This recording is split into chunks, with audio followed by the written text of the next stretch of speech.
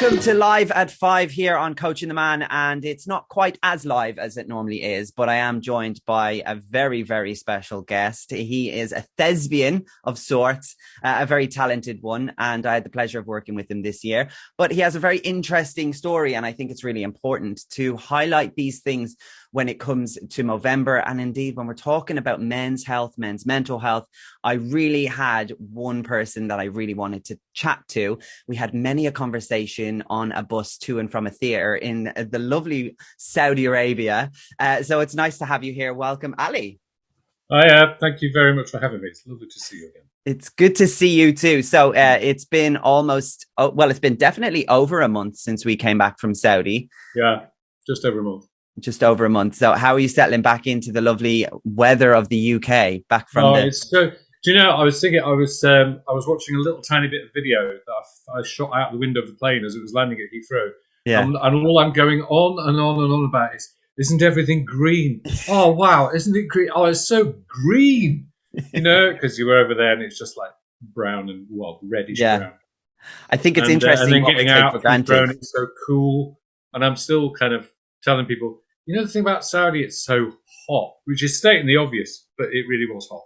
Yeah, and like dry heat. That dry heat. Yeah. It's not like Spain. It's not like when we get a summer here. It's different. No. I wanted to get you on for a few reasons, but mainly because a lot of what we talked about when we were together was your injury. So last year you had an accident. Why don't you just tell us a little bit about what happened? Yeah. So it was April of last year. And it was a Sunday morning, and it was a lovely sunny morning, just like this morning. I'm looking out the window now, and the weather's exactly the same. Lovely sunny morning. And I've been cutting the grass. It was about 11 in the morning, and I had a lovely cooked breakfast, and I'd read the paper. And I sound such a boring elderly individual all of a sudden. That was my idea of a really lovely morning. So I've been cutting the grass, and my neighbour was out next door washing his car, which turned out to be a massive stroke of luck because it would have been about 11:20, 11:30. And the last thing I remember is I've got these compost bins around the side of the garage at the front of the house. And the last thing I remember is tipping the grass clippings into the compost bin. I can see myself now. I'm tipping them in, shaking the thing, and then everything just went completely black.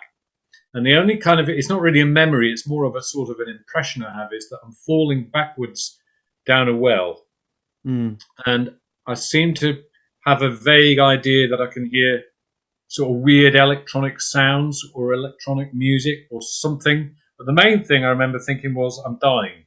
How the hell's this happened? I was just cutting the grass. It was just came out of absolutely nowhere. I wasn't feeling ill or anything like that.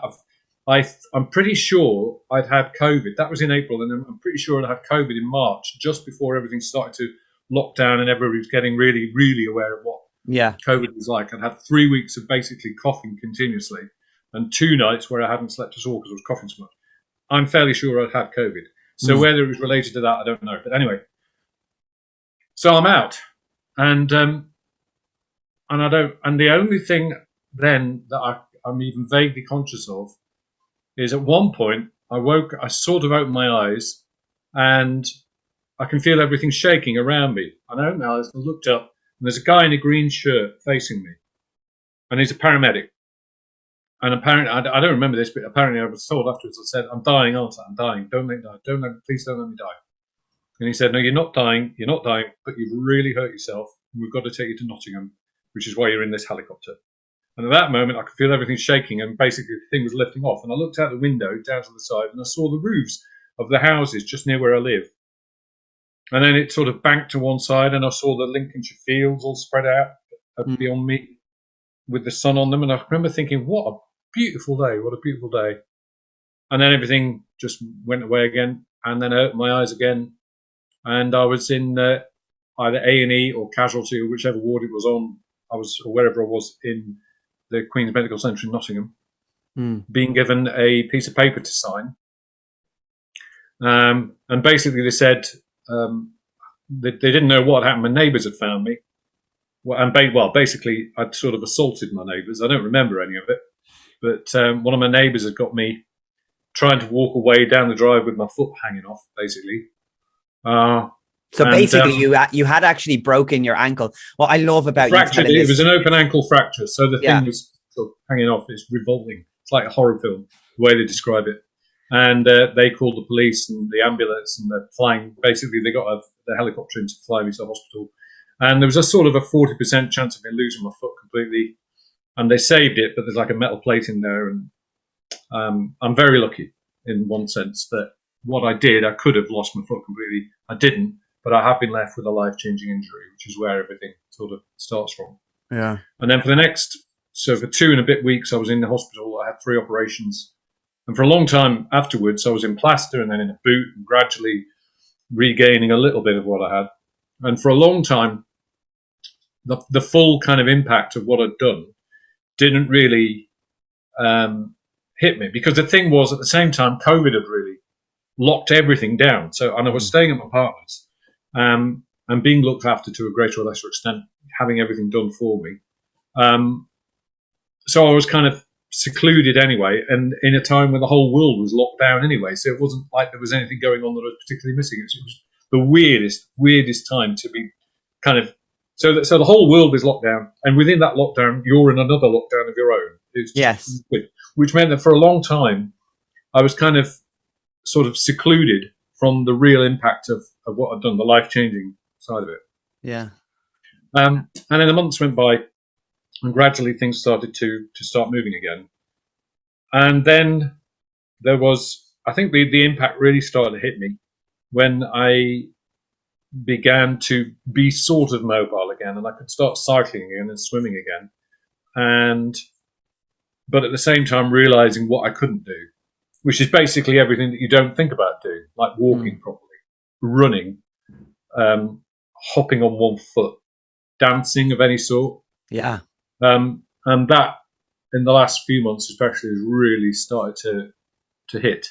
You know, the realization that I sort of am still improving, but I'm never going to be 100% back to where I was. You can't be after an injury like that. And it's the knowledge that, so up until April the 19th, my life was on one level, and after April the 19th, it's on a completely different level. Yeah. And you just think, God almighty, I might have another 30 odd years or whatever of life.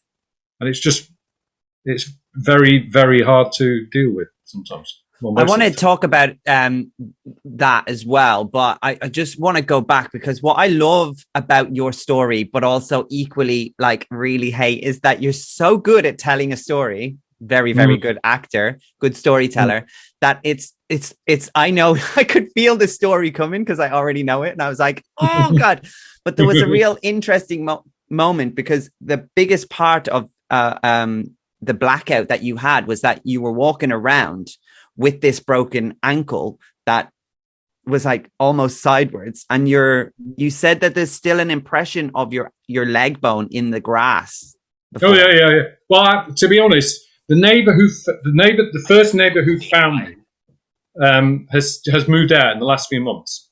I don't think it was just because of the horror story that went on, although it didn't help. But we got on brilliantly. It was an absolute godsend. I mean, it was one of these things that if he hadn't been there, I dread to think what might have happened, because it was most of the time the estate where I live is very, very quiet. People are out at work, you know, and it could easily have been that nobody had been around, and I could have gone wandering off God knows where. You know, I hate to keep going on, but it was the stump. Just the bone so you've got your leg like that, your foot goes like that, except my foot was like that. So that bone there was what I was walking on when my neighbour found me. And it took 3 of them to hold me down, because I was kicking and screaming, and I have no memory of this at all. And the language I was using, and the police turned up, and they thought it was a drugs thing gone wrong, because they looked at me and they thought somebody had been at my leg with a machete. Wow! And it wasn't. It was just the way I'd either fainted or collapsed or something. And basically, as I later discovered, your ankle is very, very. That point of your ankle is very, very narrow, and it doesn't take an awful lot to break it. This is what, when I say to people now, mind how you go, or look after your ankles, I really, really mean it. When I see my kid, my son and my daughter, and I'm saying, look after yourselves, I'm not. This isn't just a sort of an empty phrase with me. It's really, really look after yourself. If you could possibly avoid anything vaguely dangerous like cutting the grass, then or going to the shop or getting out of bed, then do it. Yeah. It's crazy, and this is part of the problem because the thing was, I mean, I'm sort of making a joke about it, but the thing was, it wasn't like I was doing anything ridiculously dangerous. If I've been parachuting or hurtling down a mountain on a mountain bike or anything like that, what do you call it, parkour, where you're throwing yourself off buildings and stuff, then the possibility of a really bad injury, unless you're a complete idiot, presumably goes with the territory. Yeah. I was emptying the grass clippings into the compost bin. Do you know now, or on reflection, what might have happened? Like where you actually broke the ankle? They gave me all the scans and stuff in hospital to see if there was anything wrong up there. Yeah. Because when I went in, I had some bruising on my forehead. Okay. And all they could say was they thought that at some point I had collapsed or fainted. They couldn't find a reason for it. My heart's fine, my head's fine, but I must have fallen and smacked my head off the tarmac of the drive or something because there was some bad bruising there. Yeah, but nothing kind of causal to it, So there was absolutely no reason for this damn thing to happen. Yeah, and that's in a way that's the biggest problem I have now psychologically, mentally. Yes, it's because whenever I'm out there, like a few feet away from where I'm sitting now, and I'm looking at that little patch of ground, and I just keep thinking, right, why did it happen? Why did it happen? And I'm reliving the moment and thinking to myself, just how do you feel? How do you feel? Sit down right now. Just kneel down on the ground, and you're not going to hurt yourself. Yeah. Or that's something that came out of absolutely nowhere. That's something that, well, after you had this accident, there's the physical side of it. And there's the getting better side, and of course there's the struggles as well, because you're no longer as physically fit as you were previous. So now you're into this real new, like you said, a different way of living. That's the irony, David, because the thing is, one of the things they said when I finished in the hospital was, they said the more weight you can get off, the better. And I ended up losing about 3.5 stone through a combination of diet and the exercise that I can do. As I said, I mean, cycling and swimming is fine. Cycling I absolutely love, because that's the one time I can really get up to speed and feel like I'm normal. I mean, it hurts a tiny bit, but for the most part, it's fine. And I can really enjoy my cycling, going out on the road bike on the flat roads near where I live, when there's virtually no traffic around most of the time. It's brilliant. It's really done me good, getting all the weight off, keeping it off, and swimming as well. It's great. So in that sense, there's a bitter irony to it, because I'm actually in some ways fitter and healthier than I was before I hurt myself. But I'd give anything not to have learned the lesson that way, Yeah. So when you do go through those times of whether you're just going out into the garden and having a moment of realizing or reliving it, or you're just struggling with the physicality of your day, what is it that you do to kind of deal with that? How do you cope? It varies. Like everybody, I mean, you have moments in life that you struggle anyway. And you struggle for different reasons. And one of my things has been, I've been fairly close to people the thing was, I lost my mum. I had the accident in April, and I'd lost my mum in the February just before that. And she'd had a bit of a rotten time, for the last year or so before she passed away. And I've lost other people that I was close to sort of since then. So you're also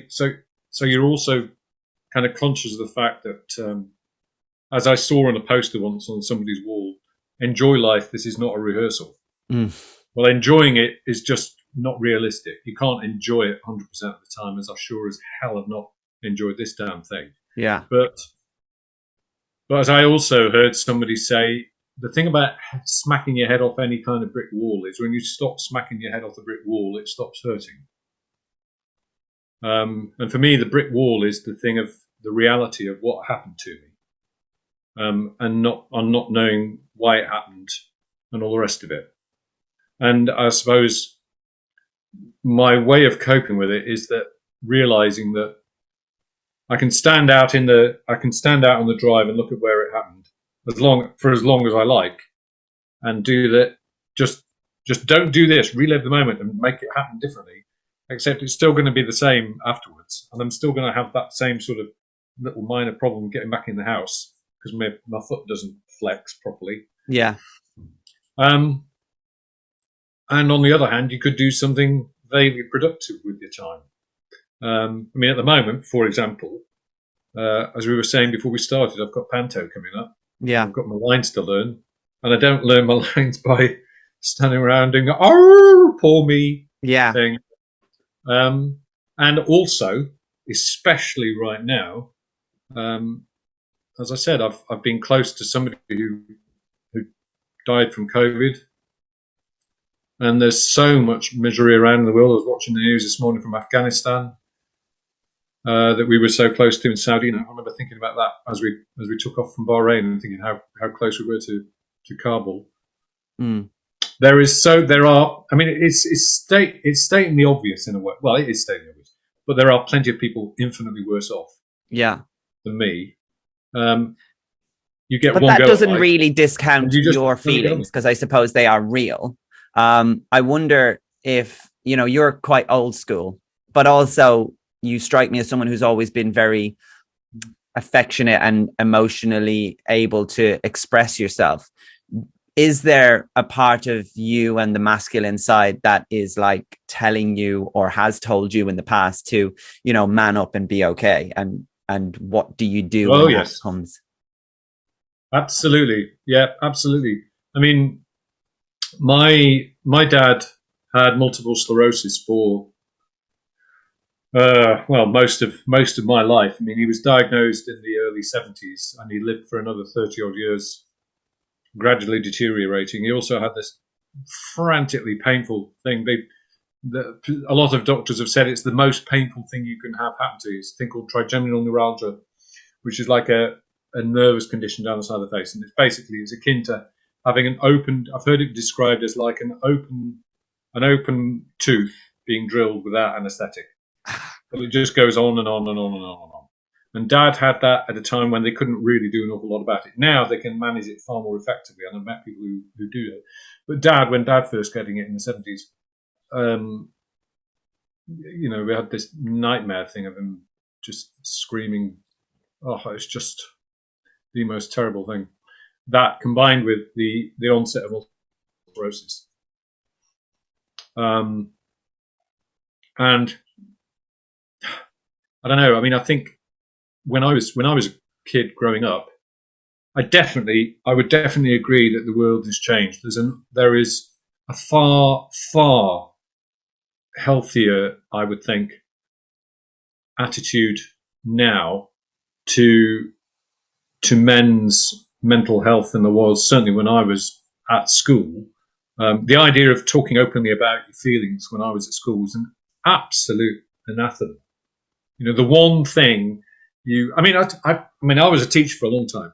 Yes. And the one thing I noticed with teenagers generally, and I thought boys in particular, was that you just wanted to fit in, and that the worst thing in the world was feeling like somehow you didn't fit in. Well, that was definitely the same in the 70s and early 80s when I was at school. Yeah. But in many ways, I think it was infinitely worse if you were perceived to be in any way weak as a boy. So you kind of had to have this kind of, I don't know, not image thing, but just be ready to deal with whatever came your way. And it wasn't too bad. I mean, the school I was at could be a bit rough, could be very rough. But by the standards of 1970 schools, as I've since discovered, it was not bad. I mean, now it's one of the best schools in the country. Yeah. It was good then. I mean, it's fantastic now. But Yeah. but certainly as a boy in the 70s, you sure as heck didn't sort of start talking to other people about your feelings.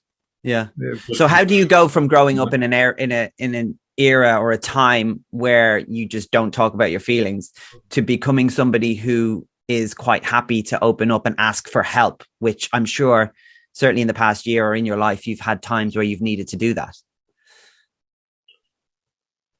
um, I'm not sure I have that Oh, much, to be honest. No, I mean, the thing about having an injury like this for me is it is a very solitary experience.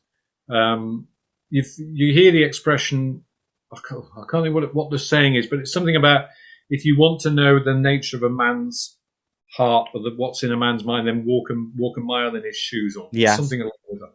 Well, Yeah. you know where I'm getting at. It's something along those lines, and because for the most part I can pretty much do everything I want to do,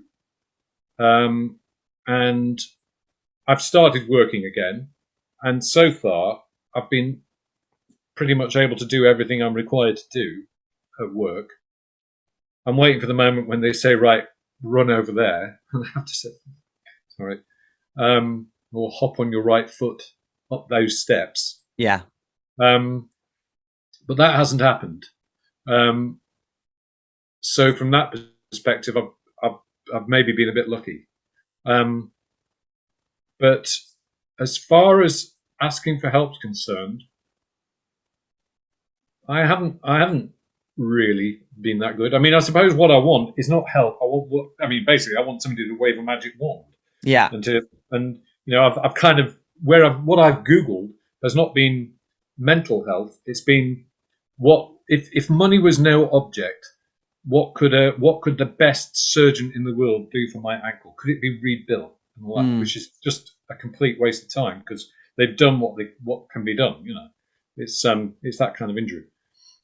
So So is there almost an ignorance to the mental side whilst trying to figure out yeah, a magical golden yeah, bullet to fix the physical side? yeah. I would hesitate to call it ignorance, but that just shows how ignorant I am. Um, It's true. Yeah. um, An ignorant person would never refer to I'm kind themselves of, as ignorant. yeah. I think I don't know. I mean, I would.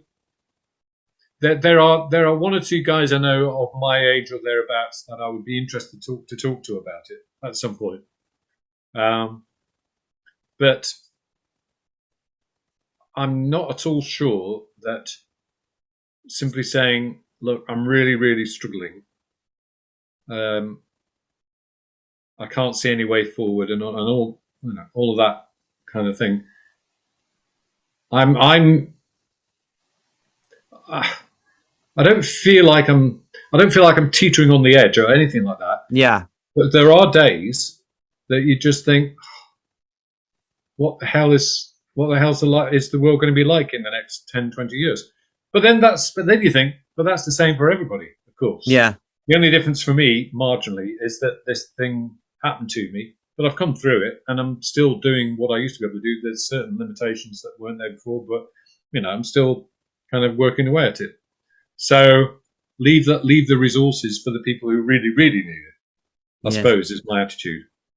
I don't Yeah. know. I may be selling myself short of it. I don't know. Well, I don't know. It sounds like there are days when you are quite optimistic and think to yourself, well, there could have been a chance where I lost my leg. I still have it. I can still walk on it. And then there's days when you go, I don't really want to deal with this obstacle anymore. And I think that's pretty normal when it comes to the changes in your mental state as we go through time. So I think is it like the same right. as saying glass half full and glass half empty? Yeah, just be happy that you have a glass. Yeah. Yeah. Yeah. It is one of those. Yeah. I think that there's always I wonder if there's an element of this that's relatable, but there's always a wonder where, yes, I could have not had this, and it would have been great not to go through it. And I talk about my own story in that sense, but I also, in a way, find myself with times going, wow, I feel a little bit guilty that I've got through it and I'm okay and I've come out the other side and I've got this way of looking at it, almost a survival's guilt, because so many people have gone through similar things and not had an easy ride. And there's a definite mental strength and a journey you go on to get to that point. Yes, absolutely. I mean, what happened to you and what happened to me are manifestly different. I mean, I had an accident, you had an illness, but the fact is, it's like, well, you may feel differently, but to me, it's as I said earlier on, it's like you get to a certain point and a certain day. I mean, for me, it was April of last year when I went out, and all of a sudden, life goes that way, and then suddenly it's gone that way. Yeah. And for you, presumably, it was September one 1st. day you wake up and you check out, and oh, damn. Yeah. And it's how whatever has happened to you before that has prepared you or not prepared you for dealing with what comes after it. You know what I mean? Yeah. I think in some way, this is why I'm saying, I think you're right. You're absolutely right in saying that if you're at least able to have the conversation about your mental health, if you're used to talking about how you're feeling and opening up, then when the crises happen, it's not quite the big deal that it is otherwise. I think I'm certainly not the best. I'm not the worst. I mean, I'm not like somebody who's going to bite your head off if you even ask how they're feeling and all that. Yeah. But I think it's about being able to not necessarily, like, I mean, there's times when I find it really difficult to explain what's going on. And, it might be at a particular time and I don't know. And it just takes somebody to turn around and go, you okay? And you go, I'm not, but I don't know what's wrong with me. And I think that's a good enough thing to say back to somebody. So, there's been times when it's been the lead up to a hospital appointment, post everything, or, after I go to the hospital appointment, awaiting some test results. And I don't realize, but at some point in that time, I get a little bit heavy and somebody will say, you don't seem yourself. And I'll be like, I don't know what's wrong with me. And then it's the realization that after the event happens where I get the results and it's the all clear, and then suddenly the weight lifts and you're like, that's what it was. And I think there is power in the awareness of being able to say, yes, I'm not okay, but I don't know what it is. However, when I figure it out, I'll let you know. Yeah. As opposed to just being expected to keep up the same act all the time. Yeah. That somehow everything's all fine no matter what. Yes. Because I think about, for me, a lot of this goes back to my dad, because he really was, he was a professional musician. He was a pianist and organist. And very talented, and it was all taken away from him really fairly brutally by the multiple sclerosis, and then his power to communicate was taken away by the trigeminal neuralgia. And yet, just occasionally, even towards the end of his life, certainly once my two kids came along, he still had a little bit of the old him was still there. That the joy in life was still there. The nightmare of certainly the pain of the trigem and the misery of becoming gradually more incapacitated by the multiple sclerosis was something. Lots of people told me that he was being very stoical about it. The very, very few times he spoke to me about it, which was very, very seldom, but he would basically say the same sort of things along the lines of, what choice have I got? And he would just basically retreat into himself. And whilst what I've got is an injury, not an illness, as I said before, it's certainly given me a massive insight into how life was for my dad. Yeah. I mean, he was in a wheelchair from 1982 to 2007 when he died, and less and less capable of doing anything. And if nothing else, my lesson from him is thinking, right, well, first of all, I'm nowhere near. Well, I'm not ill. I've hurt myself, I've injured myself, but it's not. It's kind of given me the urge and the drive to make as much as I can of everything else, Yeah. in the time that I've got. But it's also left me with the feeling that when I am able to talk to people, I'm going to make the most of it, Yeah. because my dad didn't, and it was definitely the time when, and he was definitely of a culture, sort of, I don't know what you call it. It was just a don't complain, just get on with it, button Yeah. up, stiff upper lip. Basically, I mean, he was a pre-war generation, and what will be, and there's probably a bit of it's God's will in there as well. Yeah. Um, What I wonder, there back when your father was, maybe my age, or when he was a young father himself, I wonder, was mental health and depression, were they hiding it as much as some people might feel like they need to now, or was there less things that worried us or stressed us out back then that actually you could get away with the stiff upper lip, keep your head down, and get on with it? I think the thing is, when Dad was your age, he'd he'd done his time in the RAF. He'd done various jobs. He was by then, by your age, he was into teaching, but he was a very, as I say, he was a really good musician. He wasn't a full-time professional musician. He was a church organist, and he was an accompanist, professional accompanist. If he'd had a slightly stronger mindset, I think he could probably have taken it much further than he did. But I think he just kind of had an underlying doubt of his own, of how good he was, and he didn't quite go as far as he could. But he was, in many ways, very, very fulfilled by a lot of the things he did, certainly in teaching. And the impression I had from what both he said years ago and from what Mum said before we lost Mum, was certainly in the years around the time that they met and got married. They were very, very happy. Life was, I mean, they had to work very hard, and they didn't have an awful lot, but then nobody did in those days. Sort of late 50s, early 60s. And they didn't spend too much time worrying about what they did or didn't have. I mean, of course, that was their generation. There wasn't the internet. I mean, it's taking the obvious. There wasn't really any TV.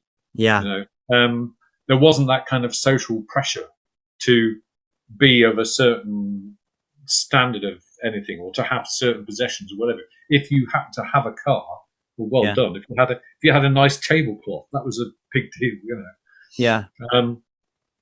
And I think certainly by the time I came along, and by the time my sister came along, they had, in many ways, they'd made it. I mean, I got into, quite a few years ago, I started getting into my family history. And it's interesting, when I look at my mum and dad, in both cases, they're the first generation in both their families who are, for want of a better word, not working class. They kind of climb out of the traditional working class. Before my father, everybody in his family, going right back to the mid 17th century, as far as I've made out so far, everybody is either working in a mine, working in the pottery industry, or is a general labourer. Right. Everybody in all the families, everything that I find, they're all kind of basically, scratching around for a living. Dad is the first person to get an external, a degree of any sort, and to move into what you might describe as the middle class. Right. So he's kind of working his way out of it, and he and Mum together build a life together that's something very different to the centuries that have gone before. Right. So from that perspective, I think they felt that life was good. Life was really good. I mean, it was the same for them as for a lot of their friends around that time. I know. And then then the illness kind of started everything. So, do you draw a lot of comparison between what you went through and compared to the change in your dad's life and the I've done that a lot because I mean, Dad was much younger than I am now when his MS first kicked in. But I have made a sort of a comparison between Dad before his illness and then after his illness. I mean, for me, it was much more clear cut at a very specific moment in time when everything just suddenly changed. But by the same token, the opportunities and the potential for me for the rest of my life are far clearer and far more positive than they were for my dad. Yeah. But and at the same time, the world is very different for me than it was for my dad, because he had what turned out to be a very, very serious illness, 2 very serious illnesses. And the more I think about it, now that we're talking about it, I don't think that his mental health was really very much of a concern. Just being able to, I mean, apart from the fact that when the trigeminal neuralgia was bad, he just couldn't talk anyway. He was in constant pain. Yeah. So it's it's bad news however you look at it. I think like that. It's so much better managed now than it was then, but in those days it was just horrendous. What do you feel you've learned most about yourself since the accident? Cool.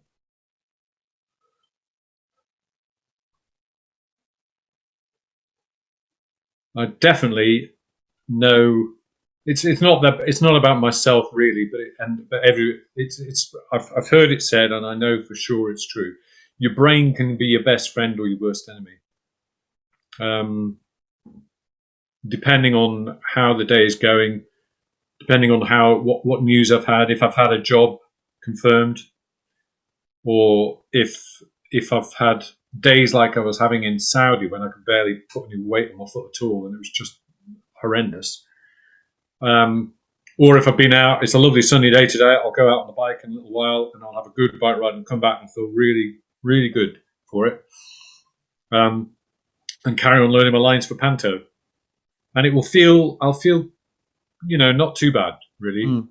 Some people will say, oh, but you should feel great. You should be, well, it's just, maybe it's my age or my generation or whatever. I just don't go, I look on Twitter and things, and people are going on and on about wanting to be happy, and that's just not me. Yeah. To me, I'd rather be content, and it's not the same thing. Yeah. Happiness is a very ephemeral state of mind. Happiness is brief and extreme. Contentment is the ideal. Yeah. Contentment is. I've said to my own kids. My kids, they're in their 20s, one's married, but they're still your kids. Yeah. And when I was teaching, I often used to say to youngsters as well, the thing you wish for people early on in life is that whatever they end up doing, that you end up looking forward to doing whatever it is you're doing every day. And that may be something that brings you real contentment, or it may be something that brings you a lot of frustration with occasional moments of real happiness and contentment. But whatever it is, if you're looking forward to doing it and you've got your health and you've got 2 intact ankles, from my perspective, then, life is really not too bad. Yeah. I only say that because I've heard people.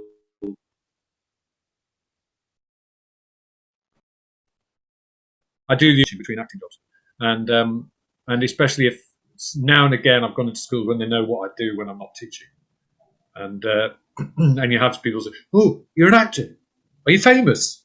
And sometimes you say, yes, I'm extremely famous.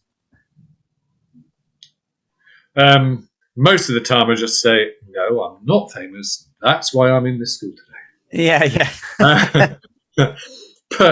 But they say, but and they'll say, I'll be an actor. Okay. I'll say, do you not want to just feel really good about doing what you're doing every day? Because that's far more important. Yeah. And they sort of glaze over or change the subject or something.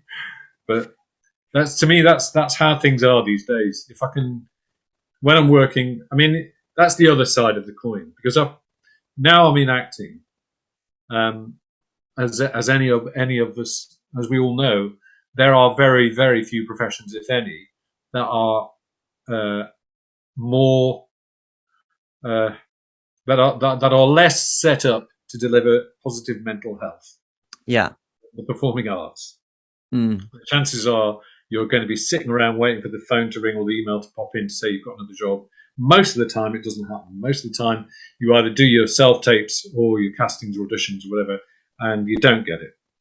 And so when you do get the thing, it becomes unrealistically wonderful and important. But when you're doing it at the same time, you wouldn't be doing anything else. Yeah. That's the way I feel about it now. So but it's I feel also very, that very feeling lucky of, because I am working a fair amount, and so it's okay. yeah, there's also that feeling of an industry that primes you for rejection. Because it just comes thick and fast at the beginning of it, and you're trying to get ahead, and you become surrounded by very resilient and I don't know, let's say thick-skinned people, because you know a lot of people who are into acting are into being in touch with their emotions. So thick-skinned is probably wrong, but extremely resilient would be something you could apply to many people who've stood the test of time within the industry. Oh yeah. Yeah, I mean, I've met plenty of them. Yeah, resilient. Where there's a guy I work with. I did a thing in the West End 2 years ago, which was easily the highlight of what I've done so far, and it was just brilliant. There was a guy who was in that, and on his Twitter handle, I'm so tempted to nick it because it's the best Twitter handle. He basically says something along the lines of that he's been coming out of auditions for however many decades, thinking that went well. Kind of, and the unstated thing there is that whether or not I get it, that went well. Yes. Which is the thick skin you're talking about. Yeah. And I know exactly, and because I know what it means. The thing is, you've got to get into the mindset of I do feel I'm lucky because I actually quite enjoy doing auditions and castings. Yeah. And whether to almost to the point of I sure as heck don't say that I don't mind whether I get it or not. I want to get them every time. But I do enjoy the little moment of right, this is what I want to do with this moment. Yeah. I feel like I've got that bit of the mindset right. I'm still capable of, wanting to throw the laptop out the window when I get the rejection email. But that moment of coming out the room thinking, yeah, could have gone worse. Yeah. Is it the same feeling of that adrenaline rush you get just before you go on stage or just before you go on set? That feeling is kind of the essence of what it is to be a performer, but also the need that you have to push yourself past that feeling of, I could easily turn around and decide in this moment now, too afraid, absolutely not, gone. But you actually push through it. And you worked with somebody quite famous and well known who had to to stage. Yeah. I mean, I've done a lot. It's happened once or twice now. And you sort of, sometimes you're looking at people and you think, oh, I want to be like you, and then I think, actually, I'm okay. I'm all right as well. But no, it's very interesting. You say that about the mindset of going into an audition. I'm thinking really hard because so much of the time these days you do stuff on tapes that you do yourself at home. Yes. And send them in, as opposed to getting the train to London and going into wherever to do an audition. But when you do go into the room,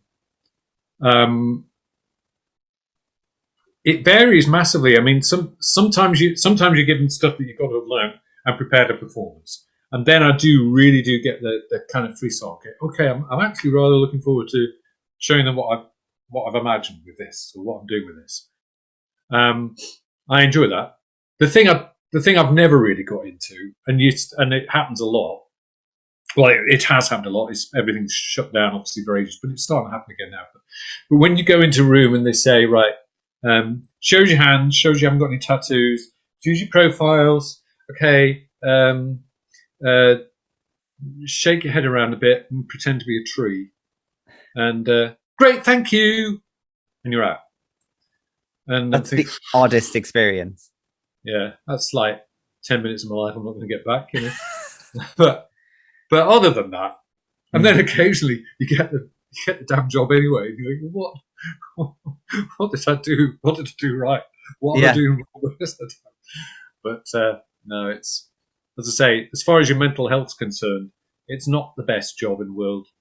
You never know when the next job's coming in, or if it's going to be a job you're going to think, wow, what a brilliant job. And then but then sometimes you do think, well, what on earth am I doing this for?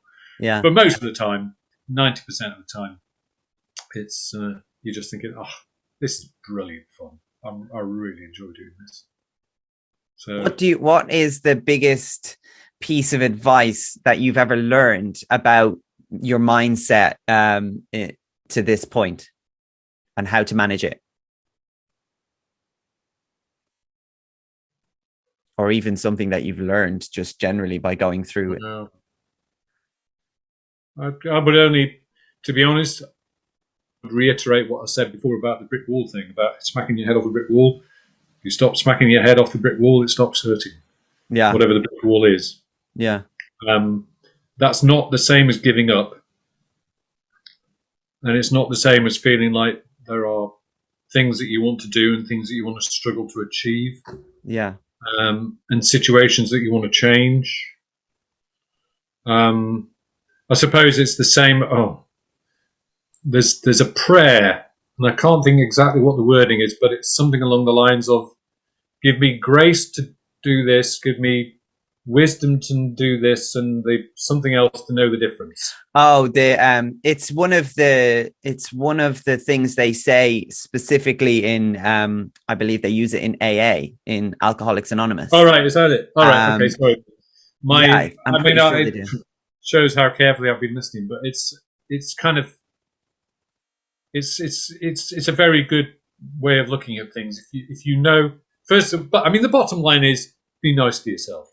Yeah. Be kind to yourself. You know, if we come this way but once. This is life. It's not a rehearsal.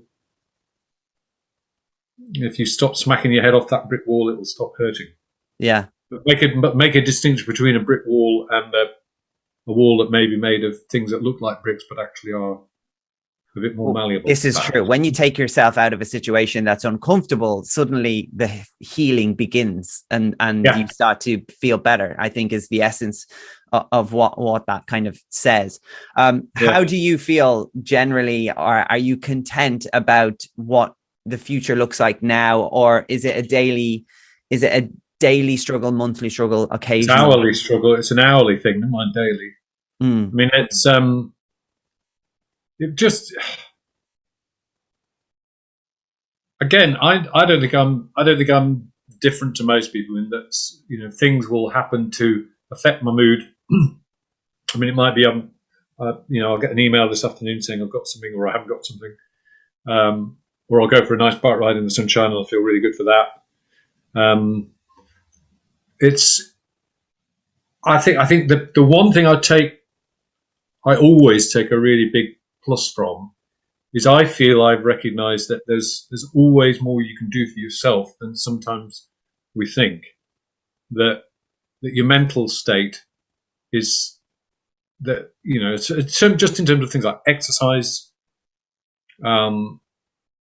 maintaining some sort of positive outlook in the face of adversity is often far more of an achievable goal than we think. And I'm speaking as somebody who, we've spoke before about the glass half full, glass half empty thing. My default setting is probably glass half empty.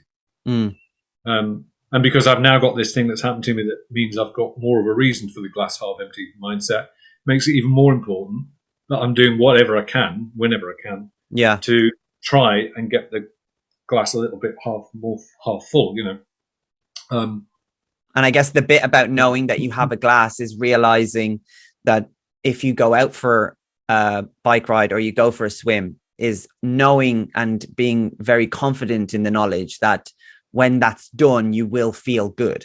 Yeah, definitely. And it's just getting started and convincing yourself to go out the door that will make you feel that you've got control, and you make a choice. You have the wisdom to know the difference. Yeah. Yeah, especially when it's raining. Yes, the wind's blowing the wrong way. I'm the lazier bugger as the next person from that perspective. Yeah, when it's dark and cold. Ali, I could talk to you all day, as I knew this would turn out to be. It's so good. And thank you so much for sharing your story and being really... No, you're very welcome, mate. It will definitely help other people realize that, manning up is not the way forward. And I think my biggest learning is stop banging your head against the brick wall sometimes, because the healing starts when you stop. Yeah, absolutely. I can only say it's worked for me. Yeah. We get one go at life. We get one go at life. Yes, exactly. I have to ask, as it's Movember, we've talked about mental health, but, your general health is something that you're obviously very much in tune to now that you've got something quite physical that you need to check in on. Checking testicles, getting regular checkups, is that something that you have always been good at, or is it something that you need to force yourself to do? No, I'm rubbish.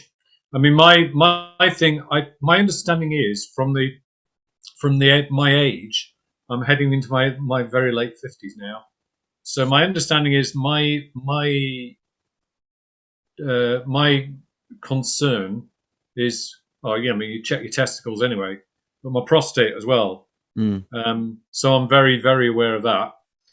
And you're always on the lookout for any of the warning signs. So far, touch wood, as far as I know. And I've checked, you check with your GP and whatever. But as far as I know, I'm okay. There are no warning signs there. But the thing is, the other thing about having hurt myself is you become so conscious of what you can and can't do because of that thing. So now my big thing is not just my ankle, but my knee, my hip, and my back as well, because they're all it's all kind of tied in, Affected, yeah. So I have to be aware of everything else as well. But they're the things that I'm most conscious of. Yeah. Like I say, you just try and take care of yourself one way or another. Well, I think that is really important. And yes, you need to make sure that you go to the doctor and check out the warning signs. For prostate cancer is obviously a little bit more of a concern for your age group. But obviously testicular cancer, as long as you've got two, you still need to check them. So. Oh, God, yes. Thank you so much. Oh, my absolute pleasure, David. And congratulations for everything you're doing. You're doing a great job, man. You're very kind. Have fun at Panto. I will. He's behind you. Oh, no, he isn't. Oh, yes, he is. Oh, yes, he is. He might not be moving very fast, but he's behind you. Thank you, Ali. Have a good day. And thank you so much. I'll speak to you soon. All right.